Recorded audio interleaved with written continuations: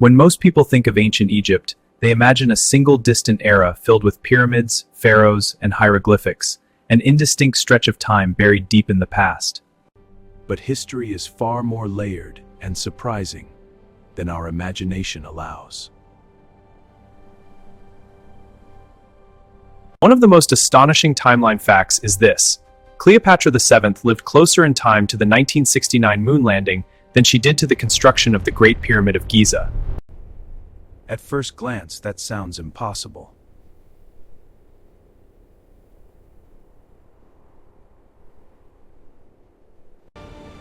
Cleopatra feels ancient.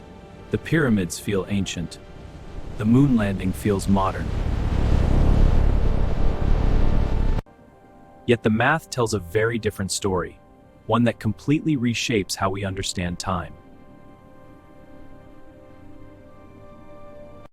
The Great Pyramid of Giza was completed around 2560 BCE during the reign of Pharaoh Khufu.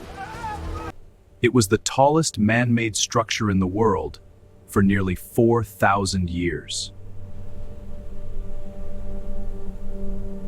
Built from approximately 2.3 million limestone and granite blocks, some weighing up to 15 tons, it required extraordinary logistical planning, astronomical precision, and organized labor. Modern archaeology shows it was not constructed by enslaved people, but by skilled workers who lived in nearby settlements, received food rations, and operated within a structured labor system. The pyramid was aligned with astonishing accuracy to true north, reflecting advanced knowledge of astronomy.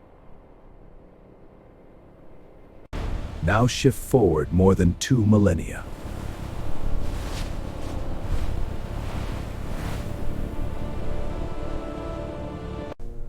Cleopatra VII was born in 69 BCE and ruled Egypt from 51 BCE until her death in 30 BCE.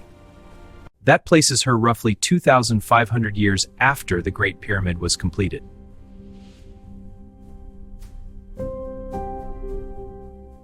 In other words, when Cleopatra was alive, the Great Pyramid was already older to her than Cleopatra is to us today.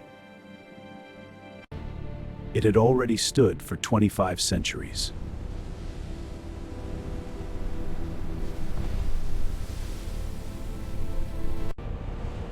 Entire empires had risen and fallen in the time between Khufu's reign and Cleopatra's birth. The pyramid was not a contemporary wonder in her era, it was already ancient history. Cleopatra ruled not the Egypt of pyramid builders, but a Hellenistic kingdom shaped by Greek culture. After the death of Alexander the Great in 323 BCE, his empire was divided among his generals.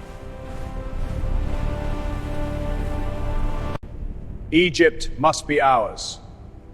Egypt is mine.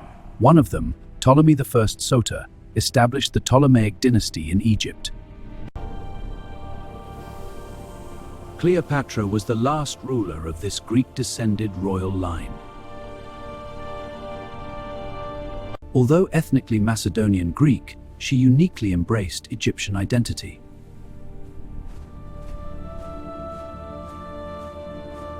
She learned the Egyptian language. Salve legatus Romai. Gracias, Regina. Karibu Balvir. Asodiemak. Safari ilikuwa sama. Shalom Shaliach. Erev Tov. Something earlier Ptolemies had not done, and presented herself as the living embodiment of Isis, strengthening her legitimacy among Egyptian subjects. Her capital was the vibrant Mediterranean city of Alexandria, founded in 331 BCE. It housed the famous Library of Alexandria, part of a larger research institution known as the Museum. Scholars gathered there to study mathematics, medicine, astronomy, engineering, philosophy, and geography. By Cleopatra's time, the library had suffered losses but remained symbolically powerful as a beacon of knowledge. Her court was sophisticated, literate, and politically strategic. The eastern border must be fortified. I will send envoys at once, my queen. The grain reports are promising. Cleopatra's political life intersected with some of Rome's most powerful figures. Senators, the Egyptian queen seeks our alliance against threats from the east. We must act now. She allied with Julius Caesar, helping secure her throne during a civil conflict with her brother. Later, she formed a powerful partnership with Mark Antony. Their defeat at the Battle of Actium in 31 BCE ultimately led to her death in 30 BCE and Egypt's transformation into a Roman province. Cleopatra's passing marked the end of pharaonic rule and the beginning of Roman imperial control over Egypt. Now consider the next anchor point in our timeline.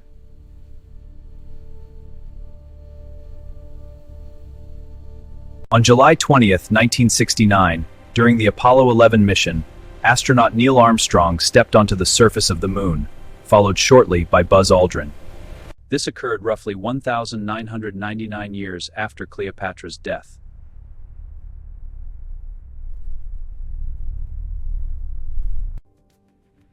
Compare that with the approximately 2,530 years separating Cleopatra's lifetime from the construction of the Great Pyramid.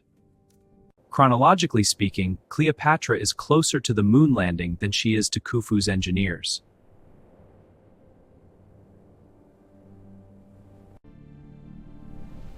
The numbers reveal the illusion our brains create.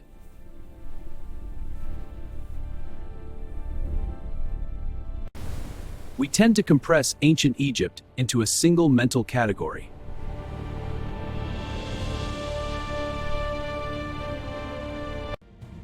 But ancient Egypt spanned more than 3,000 years, longer than the entire period from Cleopatra to today. In fact, Greek historians like Herodotus wrote about the pyramids centuries before Cleopatra was born.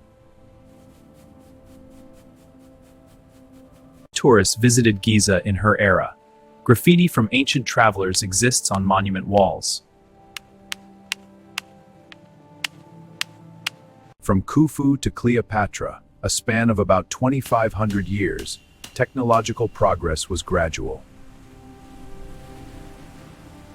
From Cleopatra to the moon landing, a shorter span, humanity experienced the printing press, the scientific revolution, the industrial revolution, electricity, railroads, automobiles, airplanes, and finally spaceflight. In just 66 years, humanity moved from the Wright brothers' first powered flight in 1903 to walking on the moon in 1969. Yet Cleopatra's world was not primitive.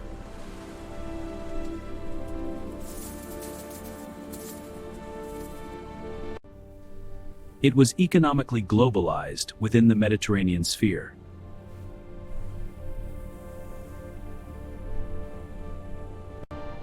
Scholars in Alexandria studied celestial movements, geometry, and medicine. The same moon illuminated the workers who hauled limestone blocks at Giza.